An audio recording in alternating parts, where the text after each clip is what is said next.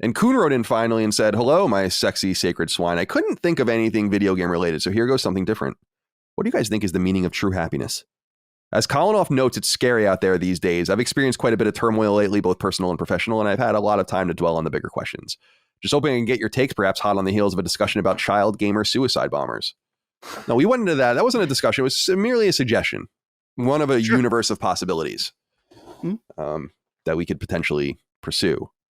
But Dustin, before we get into the game news, what is the true meaning of happiness? I mean, obviously happiness is going to differentiate between person to person. So I can only speak from my own experience. And the thing for me that really kind of changed my mindset on life was for so many years, basically really from the time from you're a kid, you're working towards that next step. You're like, oh, what my life when I'm in high school, my life when I'm in college, when I get to there, I'll be able to do this. And then you get there and you find the next goal. And then for a lot of years for me, it was like, when I finally get the job that I want.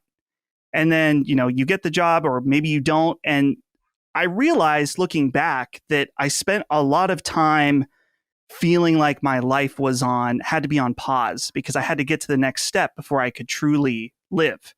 And the thing that was really important to me was realize is that life isn't what you're going to do. It's what you're currently doing right now.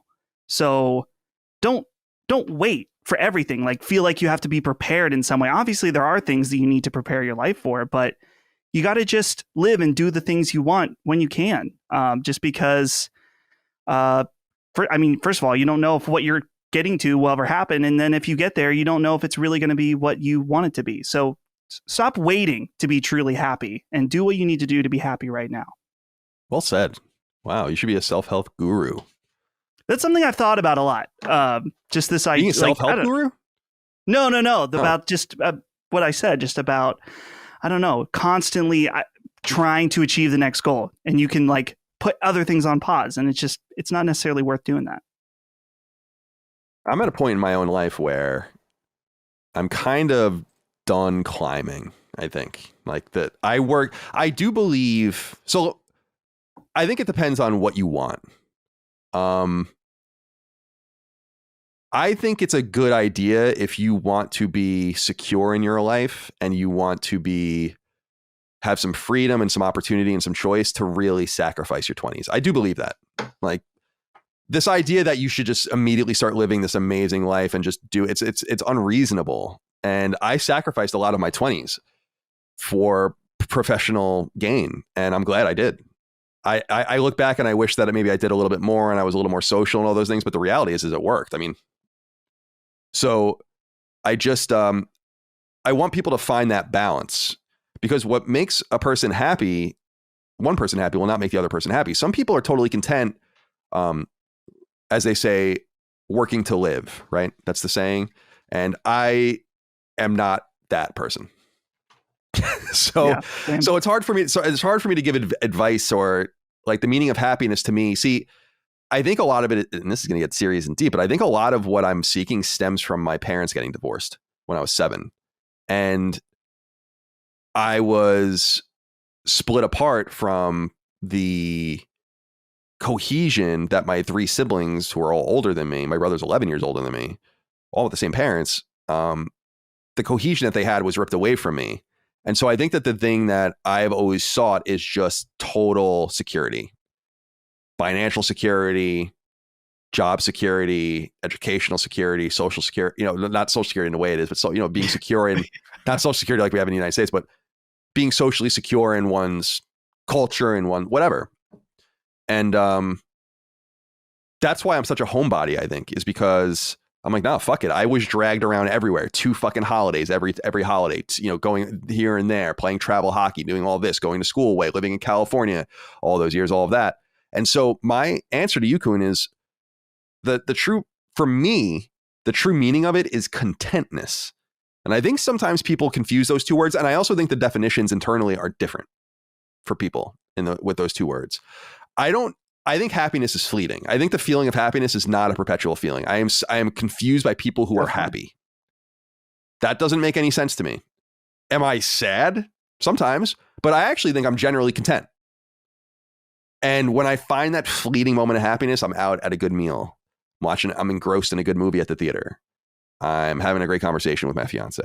I'm playing a game. These are all fleeting things that bring you happiness, but brings you to raises your level of being to a content state, which I kind of feel like is the best state, or what all you can ask for, I guess I should say, is being like, yeah, things are good.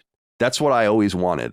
And so that's my answer to that. Things are getting difficult out there. A lot of people really connected with what we talked about last week with that guy and his girlfriend breaking up and all of that. This is another thing I want people to internalize. It's just, you have to define it for yourself. But Dustin, you are very wise because you're young. You know, I'm almost 10 years older than you. I have really only learned in the last few years the true meaning of passing time. Where I'm like, oh, because I look back and I'm like, man, remember, God, that was so funny when that happened in college. And then I'm like, that was 20 years ago. Oh man, remember when I got hired at IGN? That was so wild. And it was 15 years ago. It's like, I don't know where the time's gone. So very well said to you as well, my friend. Do you have anything else to say before we move on? No, I mean, that's the thing, thinking about the passage of time. It's a blessing and a curse, obviously, because you want to be thankful for either what you've accomplished and the life you live now. But it is crazy. It just continually moves faster. It's like, you don't want to think about it too much. It's good to think back and appreciate, but if you think too much about time passing, it's not going to put you in a good spot. Yeah, I agree. I'm a very nostalgic person, and I get caught up in, as people know, and I get caught up in a very specific feeling that I get in my chest, often late at night when I'm in bed, when I think about old things that have happened, or a moment or a memory, this ephemera from your life. It's when you ever stop and just think about, like, this is such a stoner thing, but do you ever just stop and think about the act of being, in the sense of self-awareness, like just how much that in and of itself is an evolutionary quantum leap? Yeah. That like dogs don't know they exist. They don't think about it. They have no concept of anything beyond their immediate surroundings, their relationships, their experiences. And that alone, I think, is a haunting thing for humanity to kind of carry with it. This idea that you can just, and how evolutionary it is.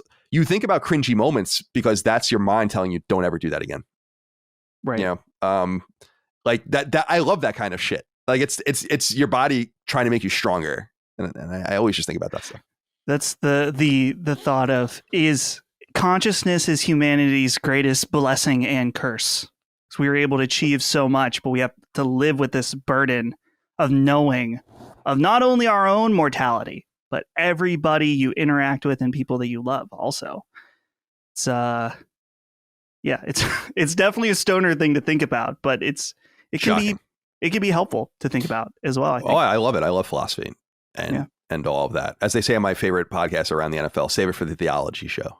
But I will say this, that I think we are entering an interesting historic moment in humanity. You and I might just miss it in our lives, where, although I think we might not, where consciousness is going to be digital. And I really believe that death will be an option in 50 years, something like that.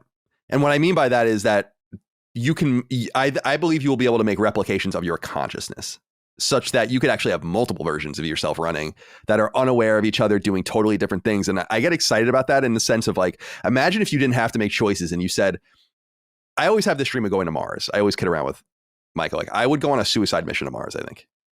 If you would just let me go, I'd probably want to get a little older and do a little more in my life, but we'll see what happens. And it was like, what if I didn't have to make that choice? What if I could just upload my consciousness in some way and go and experience it as me? But there's just a separate me that's not doing that. A Gemini Man style situation, as it were. Yeah. I don't think we're too far away from that. And it scares me a little bit because I think people will be able to see your secrets. I think people will be able to see your dreams, what you think. It's crazy, it's scary, and fun.